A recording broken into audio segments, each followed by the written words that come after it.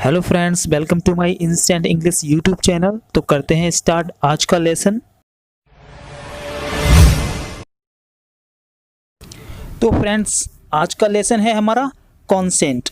Consent का means होता है सहमति या फिर किसी बात से राज़ी होना। जब हम किसी की बात से राज़ी होते हैं, उससे अग्री होते हैं किसी की बात पर, आप बिल्कुल ठीक हैं, आप सही कह रहे हैं, इस तरीके से हम हिंदी में कहते हैं। तो चलिए फ्रेंड्स, सीखते हैं इसको इंग्लिश में किस तरीके से हम कहते हैं।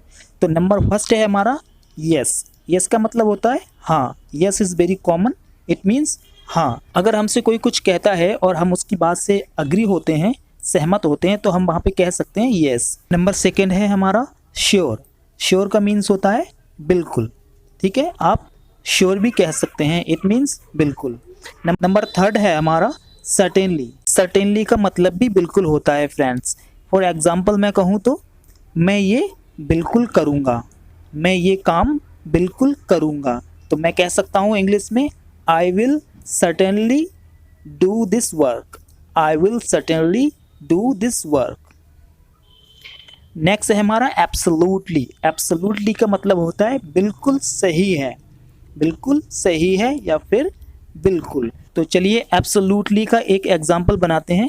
जैसे हम कहें कि आप बिल्कुल सही हो, तो हम कह सकते हैं इंग्लिश में इसे यू आर एब्सोल्युटली राइट।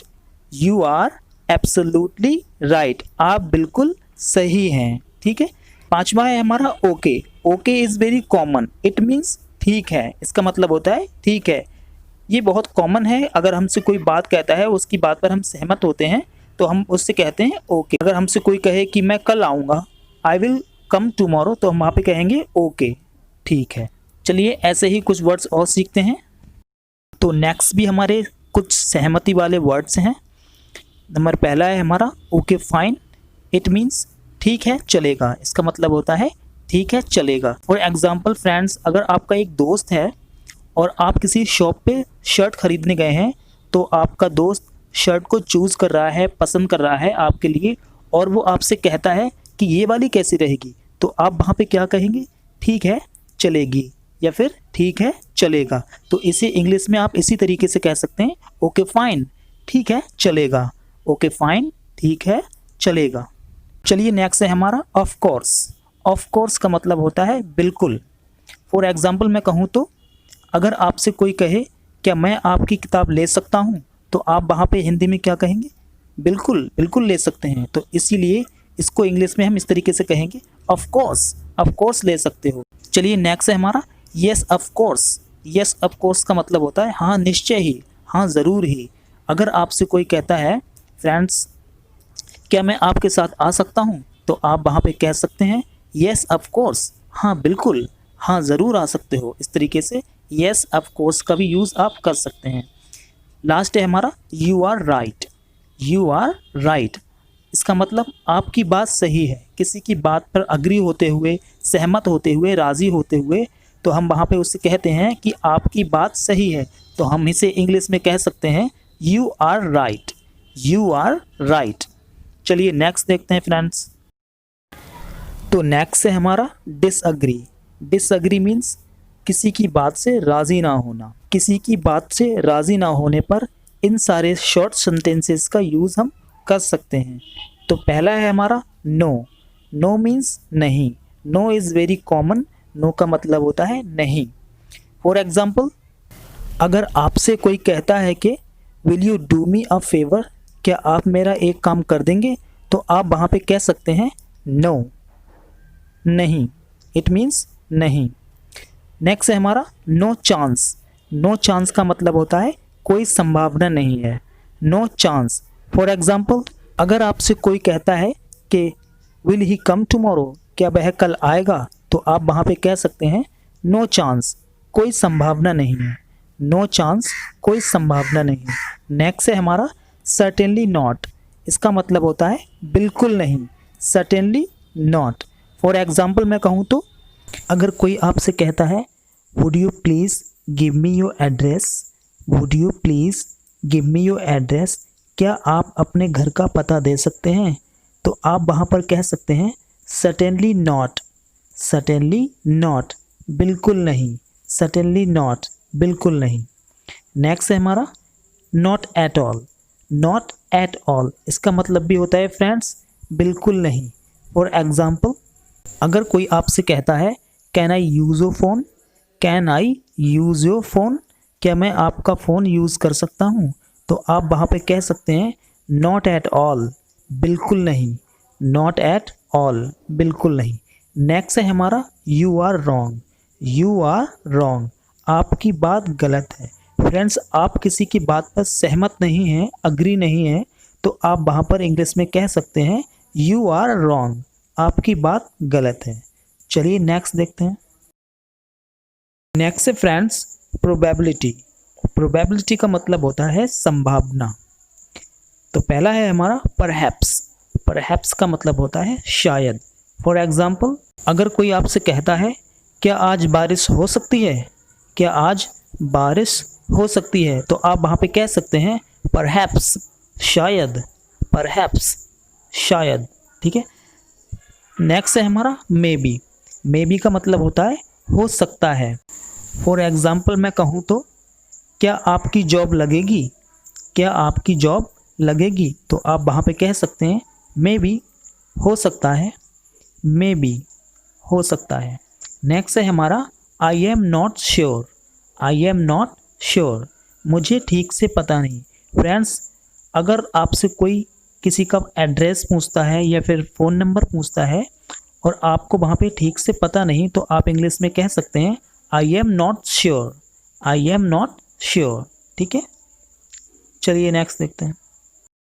तो नेक्स्ट है हमारा to stop someone for a while.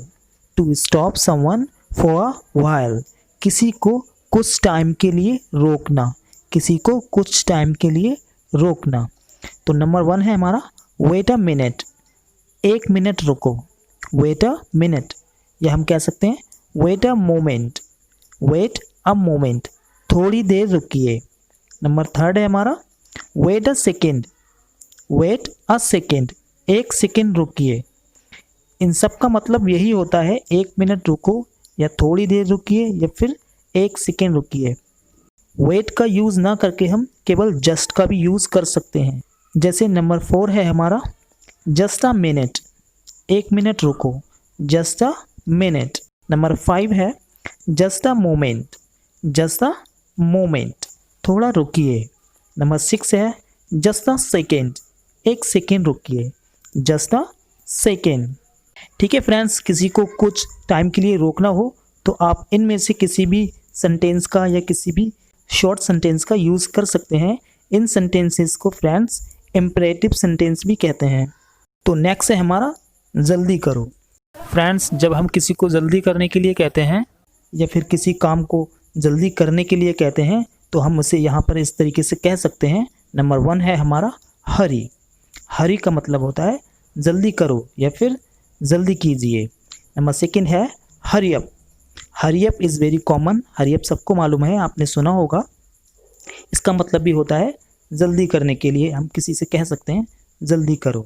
Number 3 है हमारा क्विक। क्विक का मतलब भी होता है जल्दी करो या फिर जल्दी कीजिए। नंबर 4 है हमारा make it quick. Make it quick, जल्दी करो। नंबर 5 है हमारा make it fast. Make it fast, जल्दी करो या फिर जल्दी कीजिए। नंबर 6 है हमारा do it fast. Do it fast, जल्दी करो या फिर जल्दी कीजिए। फ्रेंड्स, इन सारे सेंटेंसेस का मतलब होता है जल्दी करो या फिर जल्दी कीजिए। इन सेंटेंस को फ्रेंड्स हम इम्पेरेटिव सेंटेंस भी कहते हैं। चलिए देखते हैं नेक्स्ट सेंटेंस। तो नेक्स्ट है हमारा टाइम। किस तरीके से हम इंग्लिश में टाइम पूछते हैं और किस तरीके से हम इंग्लिश में टाइम को बताते हैं, चलिए सीखते हैं। तो क्वेश्चन है हमारा समय क्या हुआ है, व्हाट्स द टाइम या व्हाट इज़ द टाइम। जो व्हाट्स है वो व्हाट इज़ का कॉन्ट्रैक्शन है। ठीक है फ्रेंड्स, तो व्हाट्स द टाइम, या फिर हम कह सकते हैं what time is it now, what time is it now. तो इसके आंसर में हमें टाइम बताना होता है। टाइम को किस तरीके से बताते हैं, जैसे हम कहें 3 बजे हैं तो केवल हम 3 भी कह सकते हैं, 3, 3, इस तरीके से 3 कह सकते हैं। या फिर हम कह सकते हैं 3 बजे हैं, इट्स 3, इट्स 3। या फिर हम कह सकते हैं 3 बजे हैं, इट्स 3 o'clock, इट्स 3 o'clock। चलिए कुछ और एग्जाम्पल देखते हैं। लगभग 3 बज रहे हैं, लगभग 3 बज रहे हैं, it's almost 3, it's almost 3। Next है हमारा 3:10, 3:10, इट्स 3:10, इट्स 3:10। नेक्स्ट है 3:15, 3:15। तो हम कह सकते हैं इंग्लिश में इट्स 3:15, इट्स 3:15। फ्रेंड्स यहाँ पर मैंने 3 का यूज़ किया है क्योंकि 3 बजे का समय दिखाया है। फॉर एग्ज़ाम्पल अगर आपको लगे कि 5 बज रहे हैं या 4 बज रहे हैं, समय के अकॉर्डिंग, टाइम के अकॉर्डिंग आप उस टाइम को भी बता सकते हैं। अगर यहाँ पर 4 बज रहे हैं तो आप कह सकते हैं इट्स ऑलमोस्ट 4, इट्स ऑलमोस्ट 4, लगभग 4 बज रहे हैं। अगर 5 बज रहे हैं तो इट्स ऑलमोस्ट 5, लगभग 5 बज रहे हैं। ठीक है, इस तरीके से हम टाइम को बता सकते हैं। आई होप फ्रेंड्स ये वीडियो आपको अच्छी लगी होगी। देखते रहिए instant English videos. Thanks for watching. मिलते हैं नेक्स्ट वीडियो में। Good bye.